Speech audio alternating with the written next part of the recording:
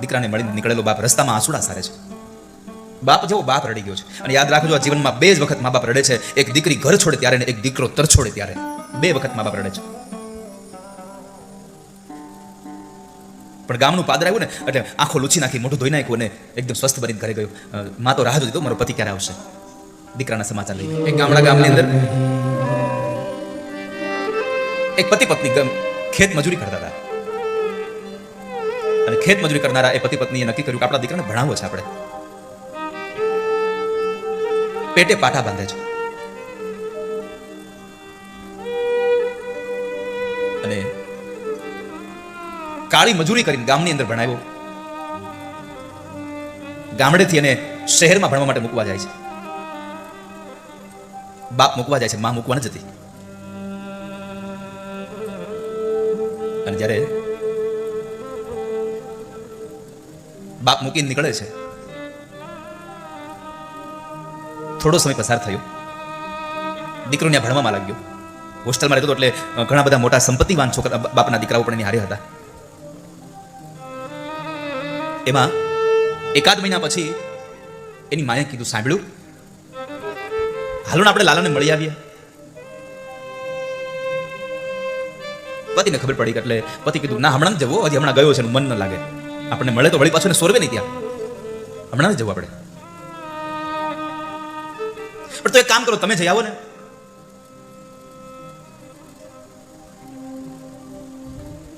હા, હું જઈ આવીશ એક બે દિવસમાં હું જઈ આવીશ. આ શબ્દો સાંભળ્યા.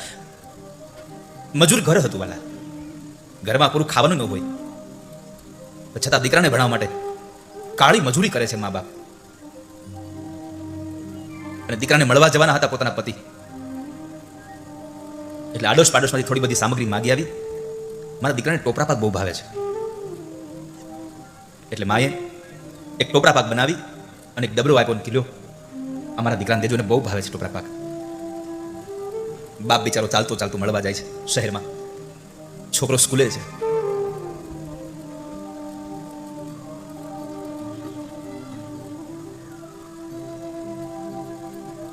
છોકરો મોટા મોટા બાપના છોકરા ઘરે રહેવા લાગ્યો હતો. અને બરાબર આમ સ્કૂલમાંથી છૂટે છે, બાપ બિચારો દરવાજો ડબરો હાથમાં લઈને પહોંચે, મારો દીકરો હમણાં આવશે ને અમને ભેટી પડશે. આમ બાપને જોઈ જાય છે એટલે પોતાના મિત્રોની સાથે રમતો તો પાછું સંતાઈ ગયો. મિત્રો બધા જતા રહ્યા એટલે એક બાજુ આમ પાછળથી જઈ એના બાપને એક બાજુ લઈને કહે, તમને આને આવવાનું કોણે કીધું અહીંયા? તમને કોણે કીધું અહીંયા આવવાનું મને મળવા? આજ આવ્યા હવે કોઈ દિવસ આવતા નહીં. બાપ કહે છે, ભાઈ, હું નહોતો આવતો, પણ તારી માનું મન બહુ હતું ને, એ તને બહુ યાદ કરતી હતી. એ તને રાતને દિવસ યાદ કર્યા કરે છે. તારી માએ તારા માટે ટોપરા પાક મોકલાવ્યો છે. બાપે દીકરાના હાથમાં ટોપરા પાકનું એ ડબ્બો આપ્યો. બાપની નજર સામે ઉકળામ ફેંકી દીધો એને. નથી ખાવો મારે તમારો ટોપરા પાક. આવતા ને મને કોઈ દિવસ મળવા અહીંયા. મારા મિત્રો જોશે તો કહેશે કે આ બાડિયાનો છોકરો છે, તમને જોવો એક આંખ નથી. મારા મિત્રો મારી મજાક કરશે પછી. કઠણ હૃદયનો થઈ ગયેલો બાપો. ભલે ભલે ભાઈ, કઈ વાંધો, તું ભણ અહીંયા. દીકરાને મળીને નીકળેલો બાપ રસ્તામાં આંસુડા સારે છે. બાપ જેવો બાપ રડી ગયો છે. અને યાદ રાખજો, આ જીવનમાં બે જ વખત મા બાપ રડે છે. એક દીકરી ઘર છોડે ત્યારે ને એક દીકરો તર છોડે ત્યારે. બે વખત મા બાપ રડે છે. પણ ગામનું પાદર આવ્યું ને એટલે આંખો લૂછી નાખી, મોઢું ધોઈ નાખ્યું અને એકદમ સ્વસ્થ બનીને ઘરે ગયો. માં તો રાહ જોતી હતો, મારો પતિ ક્યારે આવશે.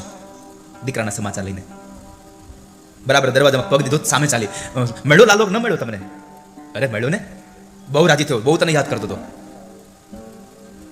મારો ટોપરા પાક, અરે ટોપરા પાક જોઈને તો ગાંડો ઘેરો થઈ ગયો. મારી માએ મોકલાયો મારા માટે.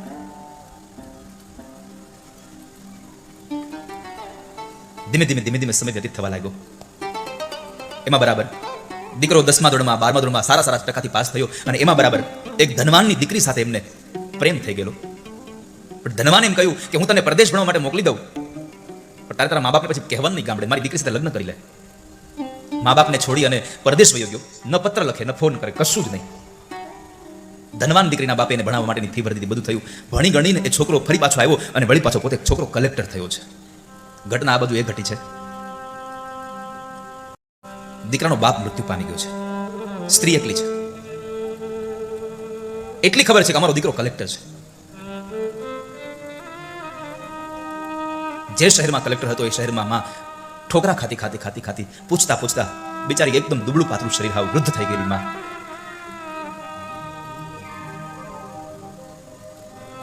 કલેક્ટર સાહેબના બંગલે આવે છે. દરવાજે ઉભી રહી અને પૂછ્યું, ભાઈ આ કલેક્ટર સાહેબનો બંગલો છે? હા માજી, આ કલેક્ટર સાહેબનો બંગલો છે, મારે એને મળવું છે. માજી અહીંયા અત્યારે ન મળે હો. એમને કહ્યું હું દીકરાની માં છું, કારણ કદાચ હું એમ કહું કલેક્ટરની માં છું અને આ લોકો કદાચ હશે એના પર કે કલેક્ટરની માની આ દશા મારા છોકરા પર હશે નહીં ને, એટલા માટે માએ એમ પણ ન કીધું હું કલેક્ટરની માં છું. એમ પણ ન બોલ્યા. એ સમય બરાબર કલેક્ટર પોતાના મહેલમાંથી નીકળી અને કચેરી જવા માટે ગાડીમાં બેસે છે. માં દૂરથી જોઈ જાય છે. દરવાજાની એક બાજુનો ભાગમાં ઘડી છે અને ઉભા ઉભા ઝૂરી રહી છે મારો દીકરો હમણાં આવશે. પણ ગાડી ત્યાંથી નીકળે છે, કાચ બંધ છે. આછું આછું દીકરાનું મોઢું જોયું ને તો માનું હૈયું ભરાઈ ગયું છે. આંખોમાં પાણી આવી ગયા છે. વર્ષો પછી દીકરાને જોયું છે. વર્ષો પછી સંતાનને જોયું હતું. આંખો ભરાઈ ગઈ. આખો દિવસ ત્યાં બેસી રહે છે. સાંજે ઘરે આવશે તો પાછું મોટું જોઈ લેશે. એમાં બરાબર સાંજના સમયે કલેક્ટર સાહેબના પત્ની બજારમાં જવા માટે નીકળે છે. વૃદ્ધ માજીને જોયા એટલે ગાડી ઉભી રાખીને એને પૈસા, કારણ કે એને તો હાહુન જોયા જ નતો કોઈ દિવસ, એટલે એને એમ તો કોઈ ભિખારણ હશે, કોઈ માગણ હશે, એટલે એને ગાડીમાંથી કાચ ખોલી અને 10 રૂપિયાની નોટ અંબાવે છે. એટલે ભિખારી માજી કહે છે, બેન બા મારે પૈસા ન જોઈતા, તમારા ઘરમાં નોકરની જરૂર હોય તો મને નોકરી રાખો ને, હું તમારા ઘરનું કામ કરીશ. અને એ સમયે કલેક્ટરના પત્ની ગર્ભવતી હતા. એટલે એને થયું કે તમે કામ શું કરશો, હું તમને પગાર શું આપું? વૃદ્ધ ડોશી એમ કહે છે, બેનબા પગાર નો તો કાંઈ નહીં, ખાલી બસ 2 ટક જમવાનું આપજો, હું ખૂણામાં પડી રહીશ એક બાજુ, હું તમારા ઘરના કચરા પોતા કરી દઈશ, તમને વાસણ કરી દઈશ. એટલે થયું કાલે મને હાથ દેવડાવશે કામમાં. ડોશી મને રાખે છે, પણ એક શરત કરી, કલેક્ટર સાહેબ સામે તમારે કોઈ આવવાનું નહીં, કે તમારે તમારા રૂમમાં જ રહેવાનું. ભલે કઈ વાંધો નહીં. કલેક્ટર ઘરમાં હોય ને ત્યાં સુધી ડોશીમાં પાછળના એક રૂમમાં સંતાઈને રહેતા, ઘરનું કામ કરે. પણ કલેક્ટર જ્યારે એના રૂમની અંદર બેઠા હોય ને હોલમાં, ત્યારે ડોશીમાં એના ઘરની બારીમાંથી થોડી કમથી દરવાજો ખોલી અને છોકરાનું મોઢું જોયા કરે. સગા દીકરાના ઘરની અંદર ડોશીમાં કામ વાળી થઈને રહે છે. એક જ કારણ હતું, મારા દીકરાનું મોઢું મને જોવા મળે, મને મારો છોકરો જોવા મળે. એમાં દિવસો સારા ગયા અને એમાં બરાબર દીકરાની ઘરે દીકરાનો જન્મ થયો. ડોશીને હૈયામાં હરખ નથી હમાતો કે હરખ નથી હમાતો કે અને દીકરો આવ્યો. સમય વ્યતીત થયો. એક વખતના સમય બરાબર સાંજના સમયે કલેક્ટર સાહેબ રવિવારે તો ઘરે હતા અને સાંજના સમયે દીકરો બરાબર બહુ કજ્જો મેળો કરવા, બહુ રડતો હતો. કલેક્ટર સાહેબના પત્ની એને ઘણો થપથપાયો, શાંત ન થયો. કલેક્ટર સાહેબને લઈ અને રમાડવા માટે પ્રયત્નો કરે છે, બગીચામાં આટો મારી આવ્યા, પણ છોકરો શાંત ન થતો. આ બાજુ માડીનો જીવ નથી રહેતો હવે, કારણ કે છોકરો અહીંયા હિંચકે ભરી ગયો છે હવે. એટલે સામે આવવાનું તો, પણ છતાં પણ એક વખત આમ લાજ કાઢીને પણ સામે આવીને કીધું, બેનબા લાવો હું થોડી વાર રમાડું ને. અરે માજી અમારાથી નથી, તમારાથી શું રહેશે? એટલે પેલા કલેક્ટરે પૂછ્યું કે આ કોણ છે? તો કે છે આપણા ઘરના કામવાળા છે. બરાબર, લાવો ને હું શાંત કરું. પતિ પત્ની અઢળક પ્રયત્નો કર્યા છતાં પણ દીકરો શાંત નહોતો થતો. બાળક માજીના હાથમાં આવ્યો. માજી હાથમાં લઈ અવળું ફરી સાડીનો છેડો ઓઢાડીને છાતી લગાડી અને થબથબાવ્યું તો બાળક શાંત થઈ ગયું. બાળક રડતું બંધ થઈ ગયું. કલેક્ટરે એટલું પૂછ્યું કે એમાંથી તમે એવું કર્યું તો શું, કે આ છોકરો મેં આટલા પ્રયત્નો કર્યા છતાં પણ એ શાંત થતું અને તમે આટલી વારમાં તમે શાંત કરી દીધું, તમે શું કર્યું? અને ત્યારે કલેક્ટરની માં એટલું જ બોલી હતી કે ભાઈ સાહેબ, તમે નાના હતા ને તે આમ જ રોતા હતા, ત્યારે મારો સાડીનો છેડો ઓઢાડું ને તે તમે શાંત હતા તમારા વાલા. આટલા શબ્દો બોલ્યા અને કલેક્ટરની આંખમાં આંસુ ભરાઈ ગયા. માના પગમાં પડીને કહે છે, માં હું ઓળખી ન શકો તને, મને માફ કરી દે. આખી દુનિયા મોઢું ફેરવી લેશે, સત્ય છે, પણ જેને તમને જન્મ આપ્યો છે ની માં, તમે ગમે તેવા થાશો, માં મોઢું નહીં ફેરવે કોઈ દિવસ તમારાથી. પણ કરુણા એ છે કે જન્મ દેનારી માં કોઈ દી મોઢું નથી ફેરવતી. અત્યારે દીકરો મોઢું ફેરવી જાય છે પત્નીના કહેવાને લઈને, પત્નીના એકમાત્ર કહેવાથી મોઢું ફેરવી જાય છે.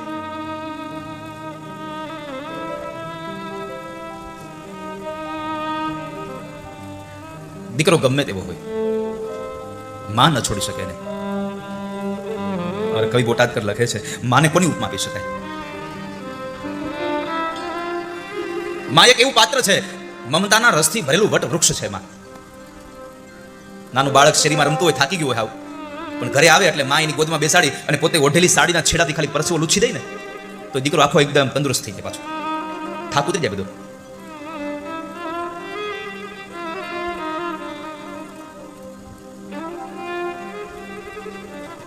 ક્યારેક અનુભવ કરી જોજો.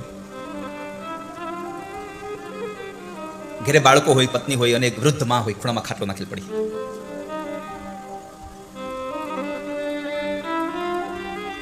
રાત્રિના સમયે તમે મોડા આવશો ને તો ઘરના લોકો તમારું જમવાનું ઢાંકી ડાઇનિંગ ટેબલ ઉપર અને રૂમમાં જઈને એસી ચાલુ કરીને સુઈ જાય. પત્ની સુઈ જાય છે, બાળકો સુઈ જશે, પણ ખૂણામાં ખાટલું નાખીને પડી છે ને, એ જ્યાં સુધી તમે ઘરે નહીં પહોંચો ને ત્યાં સુધી નીંદર નહીં આવે. એ આમથી આમથી પડખા ફેરા કરશે. જેવો દરવાજાનો અવાજ આવશે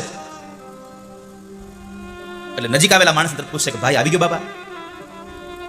પણ દીકરો એમ કહે ને કે હા બા હું આવી ગયો. પછી માં સુઈ જાય. ત્યાં સુધી માં સુવે નહીં, કારણ કે માં એ મમતાના રસથી ભરેલું વટવૃક્ષ છે.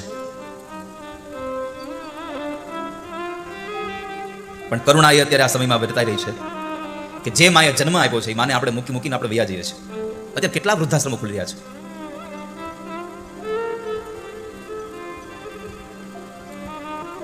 ક્યારેક વૃદ્ધાશ્રમમાં જાજો ખબર પડશે, પણ એક વસ્તુ કેવી પડે હો કે વૃદ્ધાશ્રમમાં જેટલા વડીલો ત્યાં રહે છે ને એ કોઈ ખેડૂતના મા બાપ નથી. ત્યાં ખેતી કરીને પોતાનું જીવન ચલાવનારો ગરીબ માણસ પોતાના મા બાપને વૃદ્ધાશ્રમમાં મૂકવા નહીં જાય. ત્યાં તો કોઈ મોટો વકીલ હશે, કોઈ એન્જિનિયર હશે, કોઈ ડોક્ટર હશે, એના મા બાપ ત્યાં રહ્યા છે. ત્યાં કોઈ ગરીબનો છોકરાના મા બાપ નથી રહ્યા. ટકનું લઈ આવીને ટકનું ખાતા હોય છતાં પણ એના મા બાપ ક્યારેય વૃદ્ધાશ્રમમાં નથી ગયા. દીકરાઓને ભણાવી ગણાવીને મોટા કરે, પેટે પાટા બાંધ્યા હોય, કાળી મજૂરી કરી હોય. કોના માટે? એક જ અપેક્ષા હોય ને કે આજ અમે મહેનત કરી લઈએ, અમારો દીકરો ભણી ગણીને મોટો થાય, પછી અમને જીવાડવાનો છે, અમને ક્યાં કઈ વાંધો લેવાનો છે. પણ મા બાપ એટલી મહેનત કરે, એટલી તનતોડ મજૂરી કરી અને પૈસા ભેગા કરી પોતે પેટમાં ન નાખે, છોકરાને ભણાવવા માટે બધા પૈસા ભેગા કરે, પણ છોકરા ભેગા કરેલા પૈસાથી ભણી ગણી અને મોટા થાય ને સારો બિઝનેસમેન થઈ જાય અથવા તો સારી નોકરીયાત મળી જાય એટલે પછી મા બાપ ભૂલાઈ જતા હોય છે. મારે બહેનોને પ્રશ્ન કરવો છે, કેટલા લોકોની ઈચ્છા છે કે તમારો દીકરો અને તમારા દીકરાની વહુ તમારી વૃદ્ધાવસ્થામાં તમારી હારે રહે? કેટલા લોકોની ઈચ્છા છે તમારી વૃદ્ધાવસ્થામાં તમારો દીકરો અને તમારા દીકરાની વહુ તમારી હારે રહે? હજી એકવાર પ્રશ્ન કરું છું, સાંભળજો ખાસ. કેટલા લોકોની ઈચ્છા છે? હવે આપજો કરો. એક સૂત્ર તમારા કાયમ માટે તમારા માનસ પટલ પર લખી નાખજો કે મારો દીકરો અને મારા દીકરાની વહુ મારી વૃદ્ધાવસ્થામાં અમે એની હારે રહેતા હોઈએ, અમારી હારે બધા રહેતા હોઈએ, આવી અમારી ઈચ્છા છે. તો સૂત્ર મારું લખી રાખજો કે તમારે તમારા દીકરાની હારે રહેવાની ઈચ્છા છે તો તમારો પતિ પણ કોઈકનો દીકરો છે, એને એના મા બાપ ભેગો રહેવા દેજો. કારણ કે એના મા બાપની ઈચ્છા હોય કે મારો દીકરો મારી ભેગો રહે, અમે સાથે રહીએ. બહેનોને એટલું કેવું છે કે તમારા પતિને એના મા બાપ ભેગો રહેવા દેજો. અને યુવાન પુરુષોને મારે એટલું કેવું છે, તમે ગમે તેટલા મોટા કમાતા થઈ જાઓ, ગમે તેટલા તમે મોટા થઈ જાઓ, તમારી પાસે ગમે તેટલું દુનિયાનું જ્ઞાન આવી જાય, તમારા મા બાપને તમે કોઈ કહેતા નહીં, તમને ખબર ન પડે. ક્યારેક કોઈ વાત થતી હોય, ક્યારેક વચમાં બોલે કોઈ, તો જિંદગીમાં ક્યારે એવું ન કહ્યું તમે બંધ થઈ જાઓ, તમને ખબર ન પડે. એને ખબર પડતી હતી એટલે તો તને કાળી મજૂર કરીને ભણાવીને મોટો કર્યો છે. એને ખબર ન પડી હોત તો તને કેમ ન મૂકી દીધો ક્યારનો.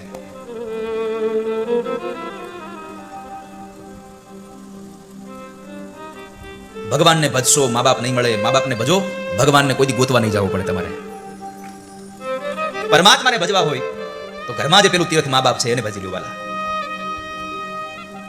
મા બાપ રાજી હશે ને તો બધા દેવતાઓને પરાણે રાજી થઈને રહેવું પડે તમારી માથે. એક માના અંતરમાંથી આશીર્વાદ નીકળી જશે તો ભગવાનને ગમે તેમ કરીને તને આપવું પડશે મારા વાલા. એટલે પ્રાર્થના કરું છું કે આપ સૌ મા બાપની સેવા કરજો. તમારા ઘરમાં રહેલું તીર્થ જો તમારાથી રાજી નહીં હોય તો અન્ય તીર્થોમાં તમારું લાખો કે કરોડોનું કરેલું દાન પણ તમને ફળ નહીં આપી શકે. તમારું પેલું તીર્થ મા બાપ છે, એને રાજી કરજો મારા બાપ, એને પ્રસન્ન કરજો. તમારી પાસે સંપદા ગમે તેટલી હશે પણ જો તમારા મા બાપ તમારાથી રાજી નહીં હોય તો તમારી સંપદા બધી ધૂળ ધાણી છે વાળા.